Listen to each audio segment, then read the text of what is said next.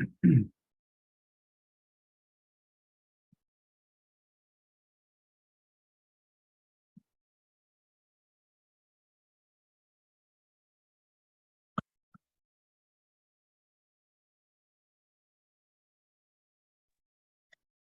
afternoon. On behalf of the American Heart Association, with support from Novartis Pharmaceuticals, I'd like to welcome you to today's webinar titled Innovative Lipid Management Strategies for ASCVD Risk Reduction.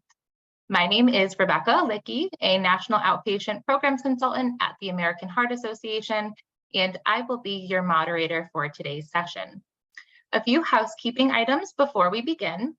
I'd like to quickly review how to use this platform for today's event. If you experience any technical difficulties, most user issues can be resolved by refreshing your browser. If that does not work, please review the system requirements or contact the Zoom webinar helpline. Throughout today's presentation, you will have the opportunity to submit text questions for our speaker using the questions feature on your control panel. You may send in your questions at any time, and we will review the questions during our Q&A at the end of the presentation as time allows. For your convenience, a PDF of the presentation is available in both the lobby when navigating to the session description page, as well as within the session in the resource tab under Documents. It is my pleasure to introduce our speaker for today, Dr. Seth Martin. Dr. Seth Martin is a professor of medicine in the Division of Cardiology at Johns Hopkins University School of Medicine, specializing in preventive cardiology, lipids, and digital health.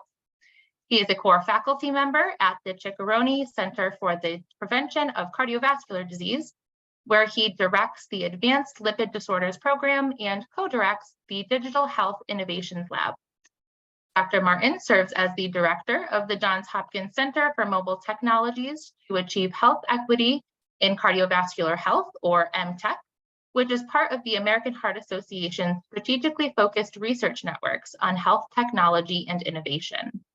With research grounded in preventive cardiology, Dr. Martin focuses on multiple complementary areas, including digital/mobile health technology, lipidology, cardiovascular risk assessment, health equity, big data, and precision medicine. Dr. Seth Martin, the floor is yours. Rebecca, thank you so much. It's my pleasure to be here today. Thank you to the American Heart Association for bringing us together around this important topic. And thank you to everybody who's joining. So we're going to talk about innovative lipid management strategies for ASCVD risk reduction, and let's jump right into it. This is a disclaimer. Rebecca, did you want me to read this off, or did you want to read this off? Or nope, we can just move forward. Okay. And this is the housekeeping information. Great. So as well as my disclosures. So let's jump right into it. So the first learning objective is to recognize the role of a lipid clinic. I have the pleasure of leading a lipid clinic, and there's many around the country and around the world. So the role of a lipid clinic promoting guideline-directed medical therapy for ASCVD risk reduction. We're also going to get into the evidence supporting targeting of low LDL levels and the importance of modern, more accurate calculation of LDL cholesterol. Recognize the role of the increasing role of digital health technology and innovation in lipid management, and discussing opportunities to advance health equity and address disparities in lipid management by using new technologies. So it's quite an ambitious agenda, learning objectives that we have, but I'm going to move at a good pace and make sure we preserve time at the end for Q&A. So starting with the role of the lipid clinic. So this is our lipid clinic at Hopkins. We have 6 physicians, a program coordinator, a medical office coordinator, a nurse practitioner, a genetic counselor, a pharmacist, as well as a prior authorization specialist. So it's really a pleasure being part of the team, and it really, our ability to serve our patients really depends on this multidisciplinary approach to our care. We care for patients with genetic hyperlipidemias, those in need of advanced therapies, and really any patients with challenging lipid management. And so this is a list of some of the types of common conditions that generate referrals to our lipid clinic. Familial hypercholesterolemia has for decades been a really large core group of patients that are cared for by the Johns Hopkins Lipid Clinic, which dates back 50 years actually. So I'm really just carrying forth the legacy of the Hopkins Lipid Clinic. There's, of course, ASCVD patients who are not yet our goal. There's patients who have had side effects from prior medication regimens. And increasingly, we're seeing patients due to high lipoprotein A levels. We really take a combination therapy approach in many of our patients. So this starts with some of the traditional therapies, as well as advanced therapies that are shown on this list. And lipoprotein apheresis is listed here at the end, but has been a long-standing treatment option for patients that are cared for in lipid clinics. So often when a patient's referred to lipid clinic, it leads to the first diagnosis of familial hypercholesterolemia. These are some physical exam findings of pictures of patients from our clinic, including corneal arcus, that lightish ring around the eye, xanthelasma, the cholesterol deposits in the skin around the eye, tendon xanthomas in the extensor tendons of the hands, as well as thickening and bulging of the Achilles tendon. So these are physical exam findings of familial hypercholesterolemia, with corneal arcus, particularly in a younger individual, being a hallmark of familial hypercholesterolemia. But it's often that coming to the lipid clinic is the first time that these exam findings are appreciated, which really speaks to the need for a clinic that has experience taking care with higher volumes of such patients. But our clinic is also doing basic implementation of the AHA-ACC guidelines, which really, that's a lot of the reason we're coming together today, is that there's a tremendous need to fill the gap in implementation of these guidelines. This is just the flow chart from the guidelines for secondary prevention in very high-risk ASCVD patients, where really there's clear-cut evidence for treatment, intensive treatment of LDL cholesterol levels to reduce further risk of ASCVD events. And so if someone's not at very high risk, there is some age criterion that drives decision-making around additional therapy. And if someone's at very high risk, then we're moving beyond high-intensity statin therapy to add ezetimibe and then PCSK9 inhibitors. And as I'm going to discuss further, really the list now is expanding, and our treatment thresholds are even going lower. So the Lipid Clinic is a home for education as well, training the future leaders of cardiovascular disease prevention.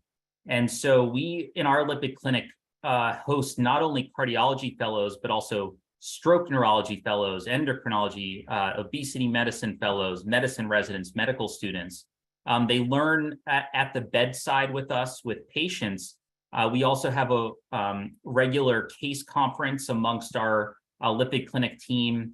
We have annual talks that we give for students, residents, and fellows, and we're very engaged with regional and national CME, as well as international lipid expert conferences to really learn from those all over the world and bring that to our care at Hopkins. So genetic testing has a increasingly recognized role in the care of cardiovascular patients with lipid disorders.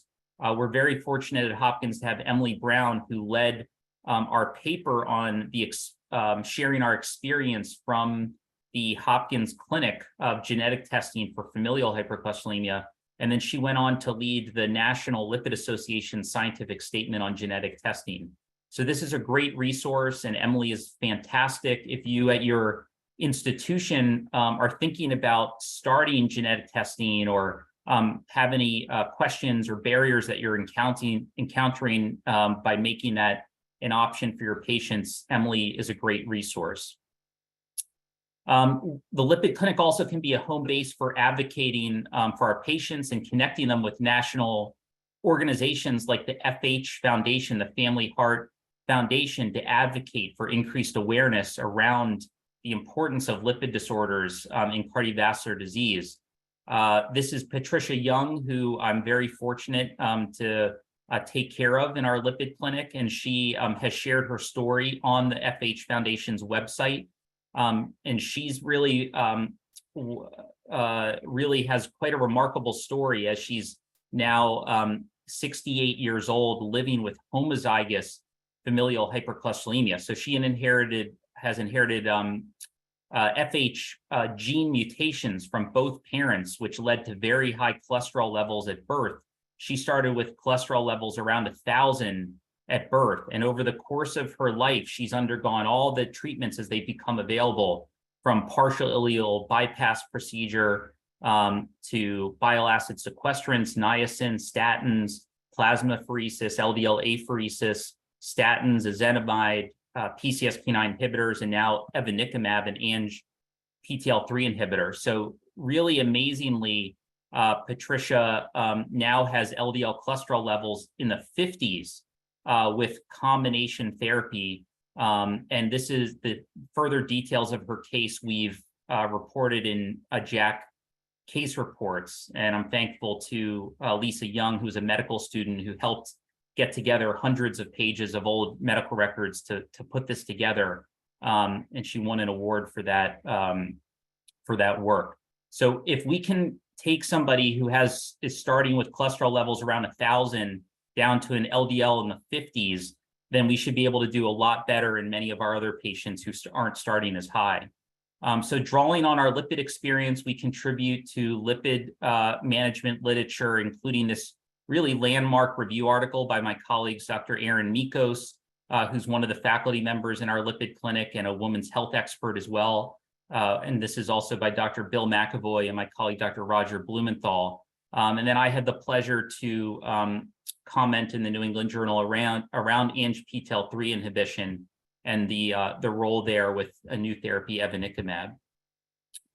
The Lipid Clinic also serves as a starting off point to offer participation for our patients into cutting edge trials, such as the LPA Horizon Outcomes trial, which could open up a new therapeutic target in Lipid Clinic. And this is being led by my colleague, Dr. Thorsten Luker, as the site PI for our participation in this trial, as well as multiple other cutting edge lipid trials.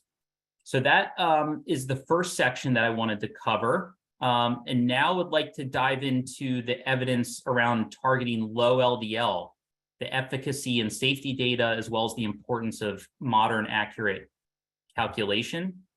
So let's start with the genetic data, where we see that individuals who are born with a PCSK9 mutation that knocks out PCSK9, this leads to a leftward shift in their LDL cholesterol levels, such that folks are born with some with quite low LDL levels between below 50 and others with below average LDL levels. And this cumulative reduction in LDL over the years leads to very strong protection against coronary heart disease.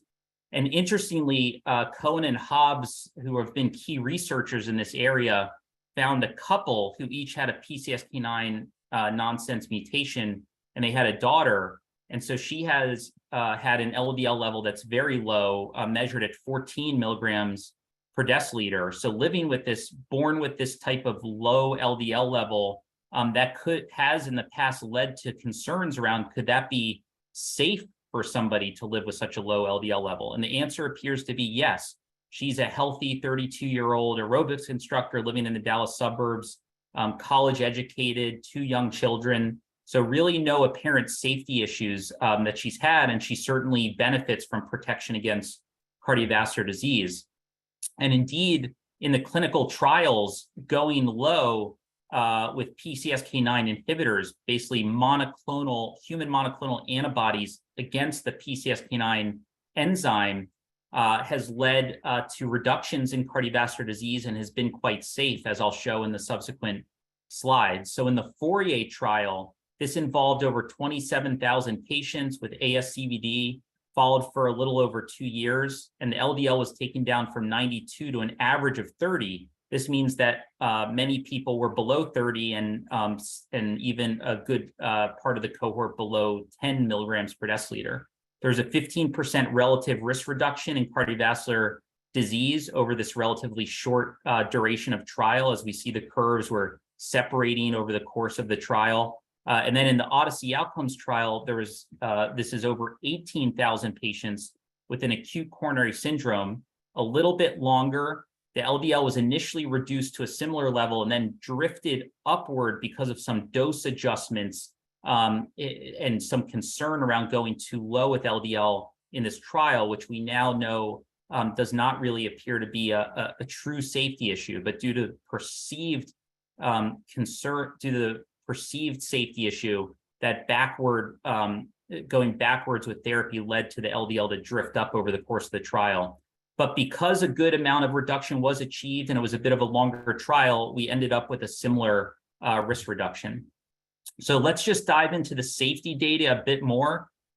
Because Fourier had a very stable therapeutic effect during the trial, we end up with a consistent LDL reduction and ability to look at those with very low LDL, since there's not backward titration of therapy. So even in those individuals had LDL levels below 0.5 millimoles per liter, so that's equivalent to about less than 20 milligrams per deciliter, there was no increase in adverse events. And this related to new onset diabetes, cataracts, hemorrhagic stroke, and other safety events. It was really very reassuring safety data across all the different LDL levels in the trial. Furthermore, there's now been longer term follow-up, because as I had mentioned, it was about a little over a 2-year trial initially. There's now extended follow-up through 8.6 years, where we see that the benefit is extended out to that time period. And there's this monotonic relationship. The lower we go with LDL down to very low levels below 10 milligrams per deciliter, there's further event reduction in cardiovascular disease. And there were no associations between lower LDL and increased safety outcomes, even in these extended follow-up data. There's also been some trials that have specifically looked at other issues of concern, such as hormone levels, as evaluated in the Descartes trial, where the group that had PCSK9 inhibition driving down their LDL to low levels, there again was no adverse effect or perceived difference with respect to hormone levels. So the body is still able to produce hormones just like it was before lipid treatment with PCSK9 inhibition driving down to low LDL levels. There's also been this persistent safety concern for hemorrhagic strokes. And this has been found in the Fourier trial not to be an increased risk, as well as in the Odyssey outcomes trial. These are specifically data from Odyssey outcomes, where those that achieved LDL levels less than 25 or 25 to less than 50, still hemorrhagic stroke was very rare in those groups, and there was no evidence that there was an increased risk of having such an event at low LDL levels. This led Aaron Mikos and I to pose the question, is it time to unlearn concern for hemorrhagic stroke as it relates to very low LDL? So we're entering into this new era of lipid-lowering therapy treatment. I focused in on PCSK9 monoclonal antibody therapy. We now also have inclisiran as an siRNA therapy. I've mentioned evinacumab, which is a ANGPTL3 inhibitor that my patient with homozygous FH was on. So these are all therapies beyond statins and ezetimibe. And then we've recently seen positive clinical outcome trial data for bempedoic acid. So we now have all these oral options as well as injectable options. There continues to be availability of lipoprotein apheresis, and in the future, even the exciting possibility of having gene editing. So we have this time where there's availability of combination therapies that can really drive our patients down to levels not seen before, that were not achievable in many of our patients. So it's really time to act. It's time to implement what we know. The ACC non-statin consensus pathway has built on the AHA and ACC 2018 guidelines by commenting on some of this latest evidence on therapies beyond the traditional therapies, as well as putting forth a threshold now of 55 so even more aggressive than the 70 threshold for individuals who are very high risk. And in general, we're talking very high risk patients are those who've had recurrent ASCVD events or those who've had an ASCVD event and have other key risk factors such as kidney disease, diabetes, hypertension, and older age, and so forth. So as we drive down to these low LDL levels, it's very important that we make sure we're measuring or assessing LDL cholesterol levels in the best possible fashion to best serve our patients, to make the best decisions with our patients, to ensure that they've been sufficiently treated to prevent cardiovascular events. So this is a quote from Jacques Jeunesse that the major concern lies in the precision and accuracy of LDL cholesterol determination. While some prefer to substitute non-HDL cholesterol as the preferred measurement and therapeutic target, all clinical trials aim at lowering LDL. That's been the target of our clinical trials. That's the most specific target of our drugs. And so the greatest concern is that even a slight error in measurement of LDL could lead to reclassification of risk and a change in therapeutic approach.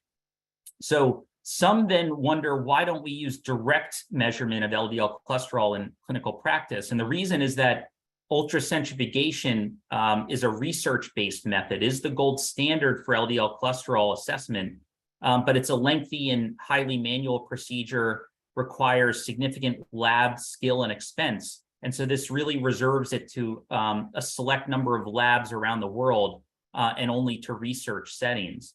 And so there's been in more recent years expanded use of direct chemical assays. And although these are often perceived as accurate assays, unfortunately, they use variable proprietary chemicals in an attempt to block the non-LDL lipoproteins, and they are of various, they have various success in doing so. They're not well standardized or validated, including for triglyceride levels that are quite high, and these add expense to clinical practice. So the lack of a reliable method at scale for assessment of LDL cholesterol, and although that might be available in the future, in current times, that's not a reality. This, for many decades, has led to the need for estimating or calculating LDL cholesterol levels. So back in 1972, before modern computing was here, this was even before we had statins or ezetimibe or PCSK9 inhibitors. These therapies were decades away. A small summer project at the NIH led to the most cited article in the history of clinical chemistry and one of the top 100 cited medical articles of all time. And that's the Friedewald, Levy, and Fredrickson paper. And this was, by modern standards, a pretty small sample, 448 individuals who had been, were being studied at the NIH. Very few of them had LDL levels below 100, and nobody had LDL levels at the very low levels that we sometimes treat to today. So as you can imagine, the equation may have some difficulties in the modern treatment era. And in fact, this was fully predicted by Dr. Friedewald and the authors of the paper. I've had some correspondence with Dr. Friedewald when I first started getting interested in this area. And in that correspondence, he pointed me to an article in clinical chemistry that had actually honored him because of their paper being so impactful for the journal. And so here he is pictured with his equation, which subtracts HDL cholesterol from total cholesterol. So those are both direct measures. And then it subtracts triglycerides divided by 5. So this is the estimated portion of the equation. It's attempting to estimate VLDL cholesterol. But as he and his colleagues said in their original paper, simple division of the plasma triglycerides by 5 does not give a very accurate estimate of VLDL. This was viewed as okay back in the 1970s because this was really a relatively small part of the equation for the typical person who had typically higher levels of cholesterol than we do today. But it's easily predictable that in the modern era, when there's lower levels, that if this is inaccurate, it's going to have a relatively larger impact on the accuracy of ultimately LDL cholesterol levels. And that indeed is what we have seen in our work. This is data from the very large database of lipids where we found that the Friedewald equation at low LDL cholesterol levels tends to underestimate LDL. This is compared to VAP ultracentrifugation data. Sometimes it's a fairly small amount, but it can be upwards of 10, 20 milligrams per deciliter or more in our data set. And that's particularly the case, those large amounts of underestimation, if somebody has high triglyceride levels, particularly those above 150 or 200 to 399. So this bar here is the more extreme example of individuals have Friedewald calculated LDL levels less than 70, and they have triglyceride levels of 200 to 399. And there, the average underestimation is 18 milligrams per deciliter, with the 95th percentile being 36 milligrams per deciliter. So this could be a problem when selecting the new therapies, when working with our patients to have the most accurate data to know if they qualify for more intensive lipid therapies that have been well proven in clinical trials to reduce atherosclerotic cardiovascular disease events. So if we just do a simple calculation of how many times somebody who has a Friedewald LDL level less than 70 truly has a higher LDL level that would be above that guideline threshold that could trigger additional action. In those individuals with high triglycerides, it's 40% in the 150 to 199 triglyceride group and 60% in the group with 200 to 399 triglycerides. So more common than not that the level is actually above that guideline threshold. So clearly, more accurate LDL calculation could move the needle. It could change decision-making between patients and clinicians frequently. And so that's what this slide emphasizes, that if we don't more accurately calculate LDL cholesterol levels, we could be missing opportunities to intensify therapy that's known to reduce ASCVD. And the group that is at greatest risk for missing these prevention opportunities is those with low Friedewald calculated levels and triglycerides 200 or more.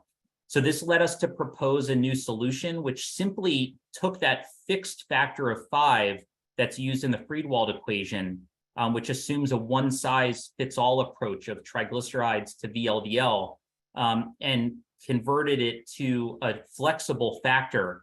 And we leveraged a very large data set where we found that the variance in the relationship of triglycerides to VLDL is explained mostly by triglycerides, as well as to some extent by non-HDL or total cholesterol levels. And so we simply allowed this factor to fluctuate. And the Friedewald factor is right here in the middle of our table at 5 for somebody with a non-HDL level of 160 and lower triglyceride levels. However, if somebody has lower cholesterol, higher triglycerides, the factor could be 9.5. And so that would then allow us to more accurately calculate VLDL and not be subtracting out something that's an overestimate, but rather better calibrated with directly measured VLDL to then calculate clinical LDL. And so this is not, any equation is not going to be perfect, but this works a whole lot better in such individuals where we get more than 80% accuracy when using this type of adjustable approach. And so as we've looked at the clinical implications of this compared to other equations that have come out, there's actually been more than 20 LDL equations that have been put forth in the literature. And we have compared in a recent paper to all of them, finding that our proposed equation is the most accurate of all those presented over the decades. But one that's gained some additional attention is the Sampson-NIH equation. And we found that does provide some improvement over Friedewald, but still underestimates LDL levels and would be a suboptimal equation in terms of serving our patients. So this is an analysis led by Aparna Sajja that looked at patients with established atherosclerotic cardiovascular disease, together with Ty Gluckman and his group. And so in those individuals that have triglycerides 150 or more, those in blue are individuals where the Friedewald calculation, Sampson equation, and the equation that I've put forward with my colleagues would provide similar answers. However, those shown in orange are those where the Sampson or our Hopkins equation would actually reclassify someone to an LDL of 70 or more, and they would then qualify to consider with their clinician additional lipid treatment. And then those shown in gray are those where the Sampson equation also says LDL is below 70, but actually if you use our Hopkins approach, you find that the LDL is 70 or more, and those individuals would have opportunities for further preventive therapy. So although the Sampson equation is kind of in between, our approach proposed at Hopkins has provided the best value for patients. It's because of the numerous studies that have shown its accuracy over and above all the other proposed equations. It's been recognized by the AHA guidelines as well as many other professional societies all around the world as the preferred way to calculate LDL to best serve our patients and best promote optimal lipid therapy. So let's move on to the next section on digital health technology and its role in lipid management.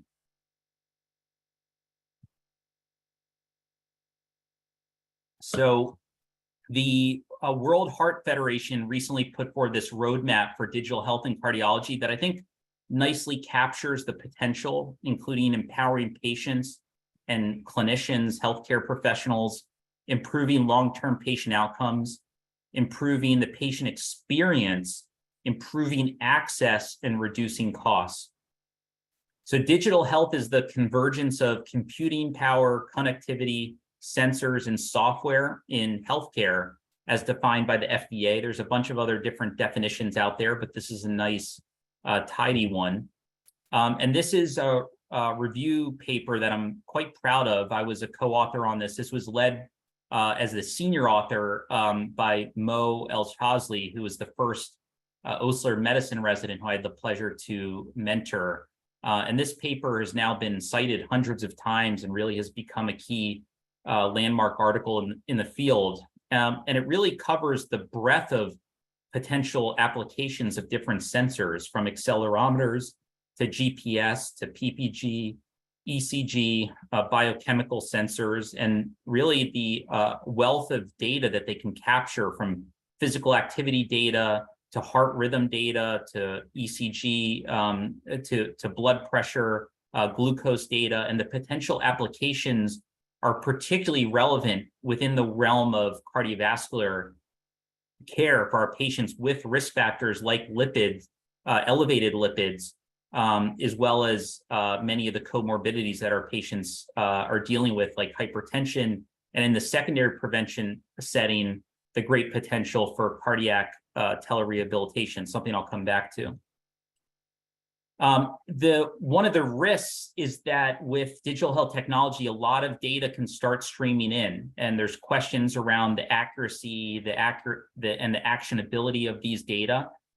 This is a paper that I had the pleasure to collaborate on with colleagues from Ireland and Google, where we put forward a framework for turning grains of sand into clinical pearls by making data visible, connecting data with clinical system, using interoperability standards, making sure data are interpretable. Of course, there's a wealth of data. We need the data to come in into really through digestible summaries that can be used at the point of care, that can improve clinician and patient interactions and education, that have are tagged to robust reference ranges such that they can be actionable. So there's clear thresholds for action, and that these data are undergoing are being used with ongoing regulatory oversight and based on evidence-based guidelines.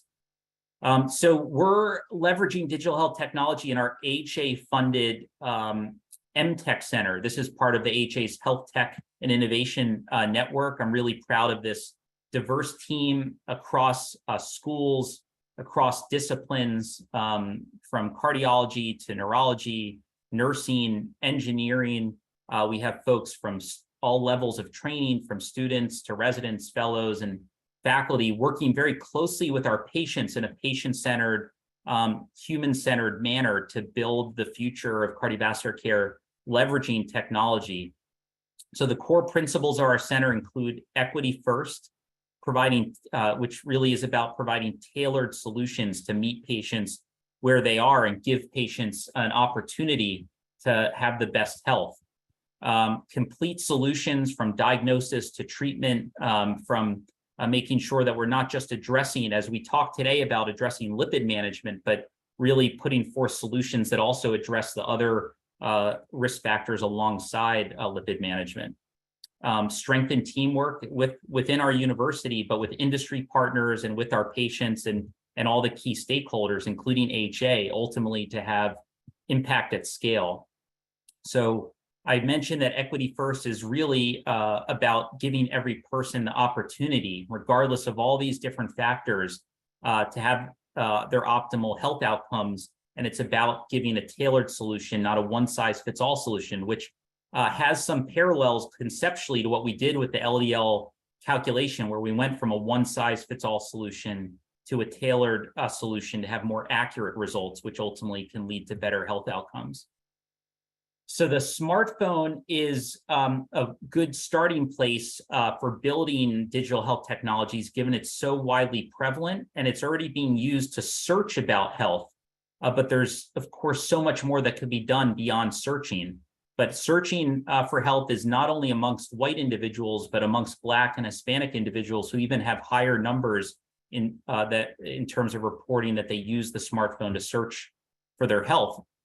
And we've also published data that patients with cardiovascular disease or with risk factors for cardiovascular disease are very likely to own smartphones. And they sometimes use them for tracking health progress. Wearables have been less commonly used, but have been on the rise. But these data in general are not being used by most patients when interacting with clinicians. So clearly there's a lot happening outside of the day-to-day clinical practice of a hospital, of a clinic, of health systems. And there's greater opportunity to bring these worlds together so that the clinicians and patients can partner to better the health of our patients and of our public. So one of the landmark early studies related to lipid treatment was the TextMe trial out of Australia by Clara Chow and colleagues. This was published in JAMA. The primary outcome of the trial was LDL cholesterol levels.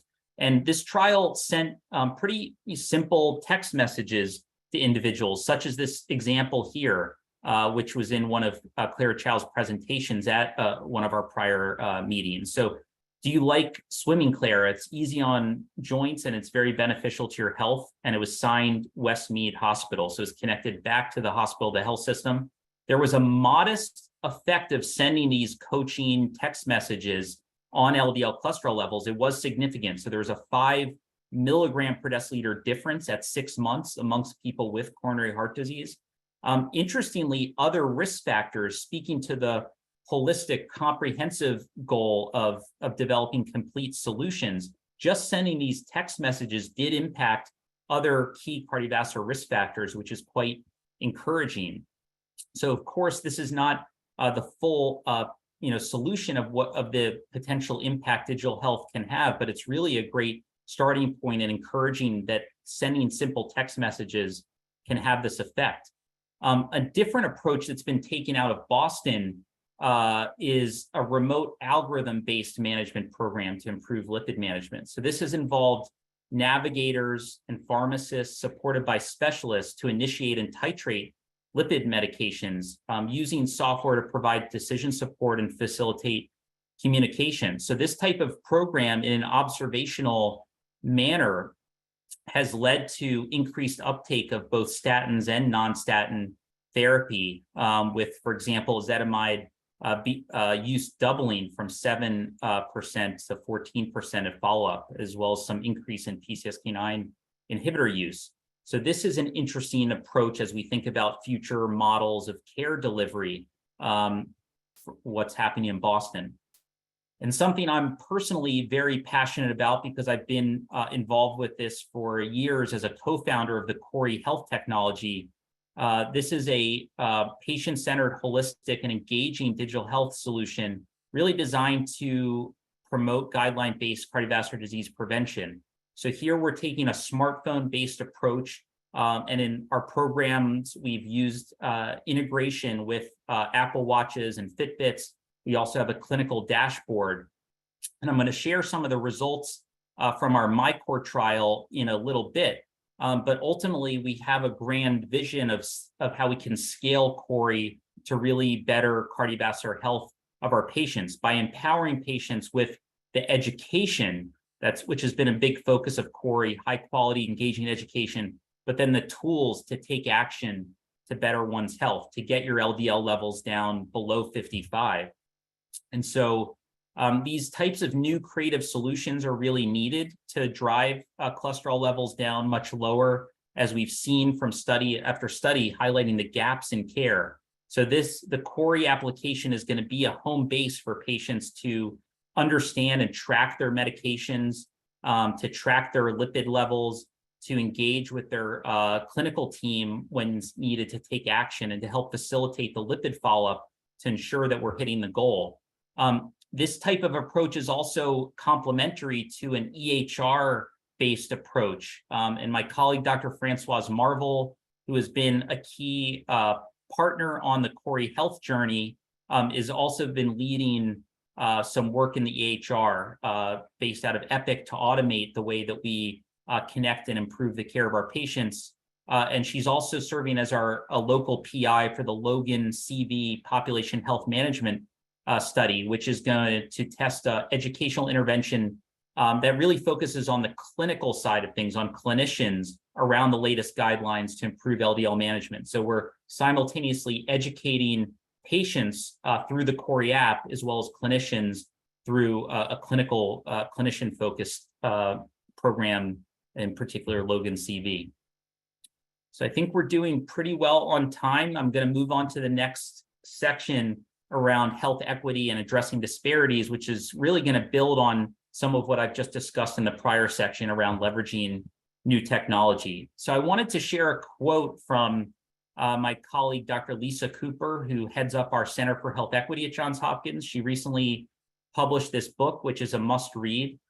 In her book, she says the use of innovative technologies also makes it possible to involve underserved communities at all stages of the design, implementation, and evaluation of intervention. So I think this is something that's been very impactful to us on our team as we build the CORI, the app and platform, and sometimes has been overlooked, I think, with technology. You know, the idea should not be to take a technology and then put it onto a problem, but really to work the other way around. And that's what this slide is really about, which it's highlighting Nancy Malello, who's been a key leader in the Center for Health Equity at Hopkins as well, and a key collaborator of our team.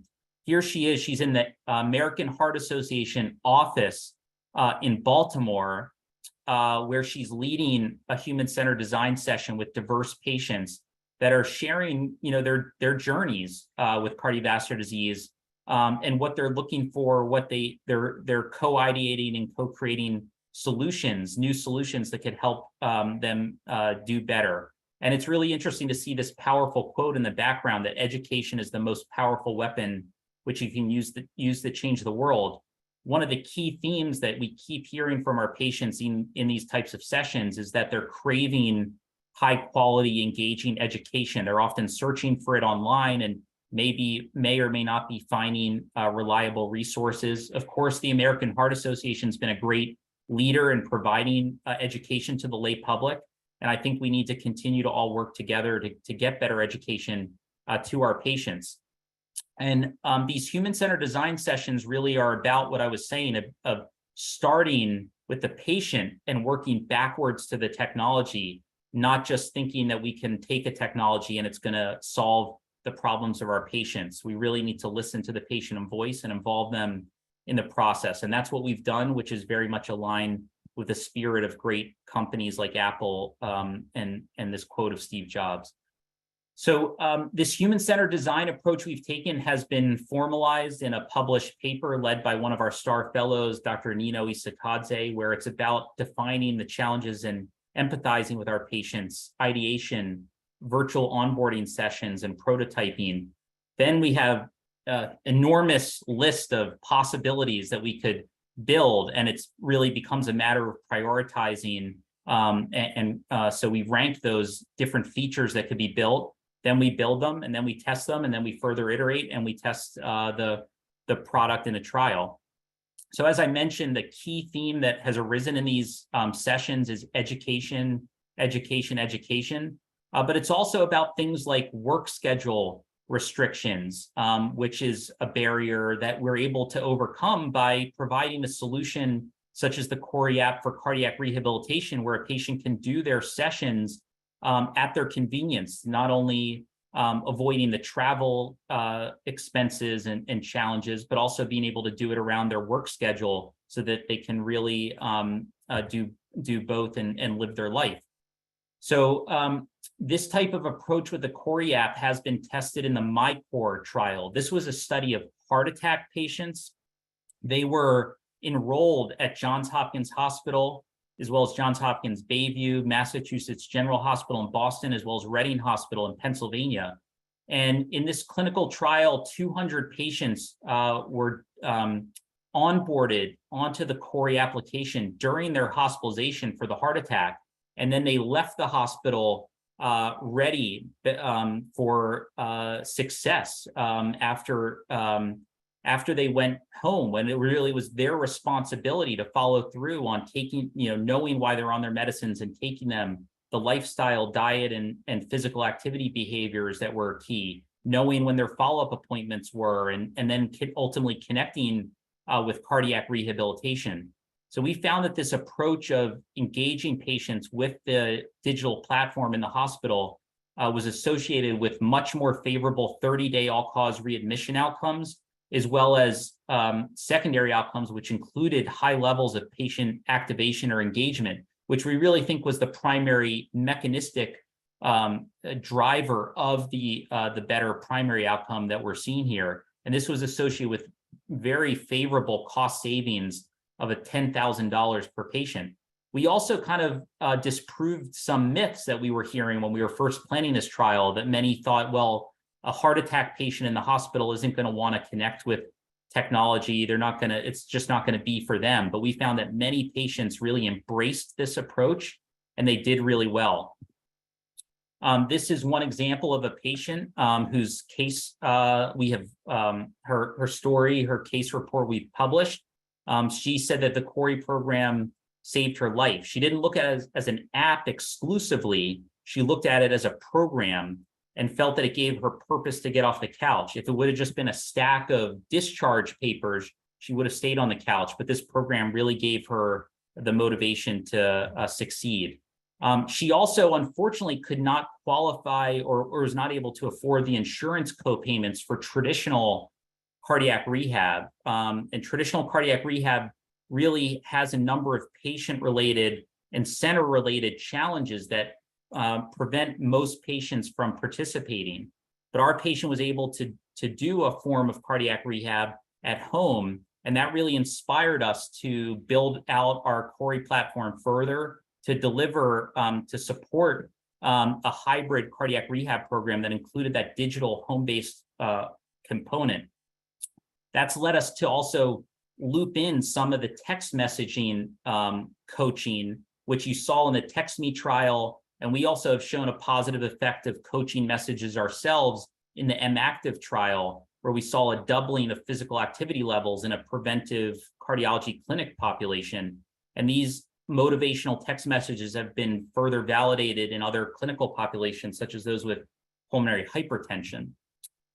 So we've taken all this work and really integrated it into a hybrid virtual cardiac rehab program. We're not replacing traditional cardiac rehab, but we're supplanting that, providing this complementary digital approach that helps scale up access to the program. And we're currently involved in testing our technology in an AHA-funded randomized trial through the Health Tech Network.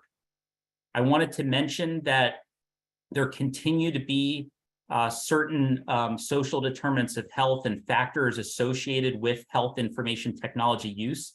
And so we continue to need targeted strategies to improve access and adoption of digital health and health information technologies.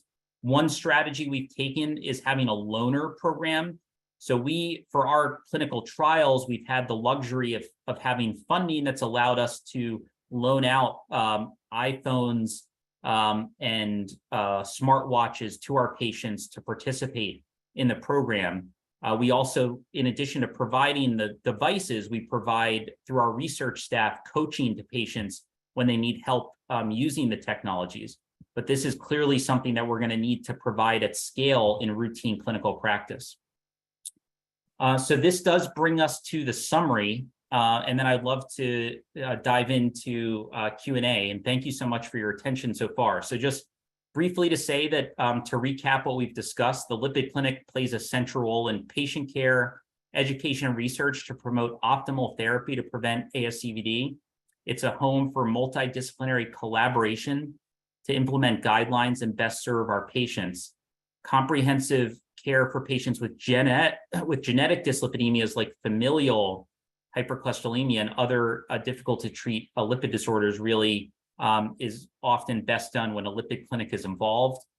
Evidence supports intensively treating LDL without any apparent lower safety limit. Combination therapy is increasingly indicated, and we can now more accurately calculate LDL cholesterol level to ensure patients are getting adequately treated. And then digital health innovation and lipid management has, I think, strong future ahead. This is gonna be a key part of the future of how we practice cardiovascular disease prevention. And it's about empowering patients with education and tracking, enhancing collaboration between clinicians and patients, addressing disparities and advancing health equity by building tech-integrated programs that basically increase access that overcome barriers such as costs of travel, work schedules, other commitments that allow folks to engage in evidence-based programs that they otherwise wouldn't have been able to engage in. So I thank you for your attention, and I am looking forward to discussion. Thank you so much, Dr. Martin, for this incredible presentation. It was so interesting. At this time, I'd like to open the floor to questions from our audience. As a reminder, please navigate to the Q&A box found at the bottom toolbar, and we'll ask our speaker to address your questions during these final minutes. Alrighty, so I have one question. Can you speak more about integrating genetic testing into a lipid management program, and what are some of the costs that are associated with that? Right. Great question. I think sometimes there's this perception that genetic testing is really expensive and cost prohibitive for many patients. That was certainly a concern I had before we got started. But what I've learned is that for patients, it's often well covered by insurance. And there's also been programs by the companies that offer genetic testing to have assurance that a patient won't be charged more than $100 if there end up being issues within insurance coverage. So, the actual test itself often can be fully covered or can be affordable to patients. The other cost involved is meeting with a genetic counselor. And so that also could have variable coverage from insurance. But in my practice, I'm very lucky to work with Emily Brown, as I mentioned. And so I have basically my practice is to offer it to all of my patients who I think could benefit, such as the population, particularly the population with suspected familial hypercholesterolemia, although it would be more of a discussion than we probably have time for today about other conditions. But I generally offer it to my patients, and if they're at all interested, I connect them to Emily and her coordinator. And before the patient goes in for a visit, they can check insurance and see what the cost is and see if it's feasible. But it ends up being feasible for many patients. So that's kind of the approach. It's really, I think, important to have a genetic counselor who can help navigate all the insurance pieces and relationships with the genetic testing companies. So Emily and the National Lipid Association could be a great resource if anybody has additional questions as they move forward with the program. Thank you. Our next question, have you seen and how do you manage FH patients on PCSK9 inhibitors who have rising LDL levels over time? They might have initially responded, but then diminishing response over time despite good compliance. Frankly, patients really tend to have stable responses over time. I mean, that's been shown very clearly in the clinical trials. You saw in the Fourier trial, the LDL was rock solid during the trial. The Odyssey trial, LDL drifted up, and that was because the Odyssey investigators were down titrating the PCSK9 inhibitor or even background therapy with statins or ezetimibe. So I must say my patients really, I've been using PCSK9 inhibitors since 2015 when they came out, and my patients really have stable LDL levels for the most part. If somebody's drifting up, I think you need to dive into the explanation, because I don't think the explanation is very unlikely going to be that they're losing efficacy from the PCSK9. I think that you need to look at, have they actually had some modification? Did some clinician, their primary doctor or somebody else tell them to stop, their ezetimibe or down titrate their statin? Was there some change made in their background lipid therapy? Have they had some massive change in their diet? They're all of a sudden following some fad diet that could explain the increase. I would look into what could be going on outside of the PCSK9 inhibitor. I think it would be really premature to kind of attribute it to a loss of efficacy from the PCSK9 inhibitor if you see that happening. Thank you. And I think we might have time for one more question. How would you implement digital health solutions in a smaller facility? We don't have as many resources as larger hospital systems do, like Johns Hopkins, and might face different challenges. Yeah, I think the digital health field's really maturing quite a bit. I mean, I didn't have a lot of time to get into more of the kind of, logistics or commercial elements of things, but generally, I think there's going to be, you don't necessarily have to build everything up yourself from scratch. I mean, as the digital health companies continue to mature and have, different delivery models, there's a chance to just work with a company, and there's the flexible option to, that your hospital or health system sort of can say, well, we're able to do this and this, but not this, this, and this. And the company is able to take care of, those additional pieces that you just don't have enough resources or staff for. So I think it's worth exploring. I think for whoever's asking the question, I'm happy to kind of follow up outside of this webinar and see if I'm able to help. Thank you so much. And I think that's all the time that we have today. Thank you to all of our participants for joining today's webinar. After you exit, a feedback survey will pop up in the lobby. The recording from today's event will be available on heart.org/ASCVD in the coming weeks. Please be sure to check out this website for current and future educational opportunities and to join our mailing list. We want to thank you again for your participation, and we hope to see you at our next event. Thank you so much. Thank you.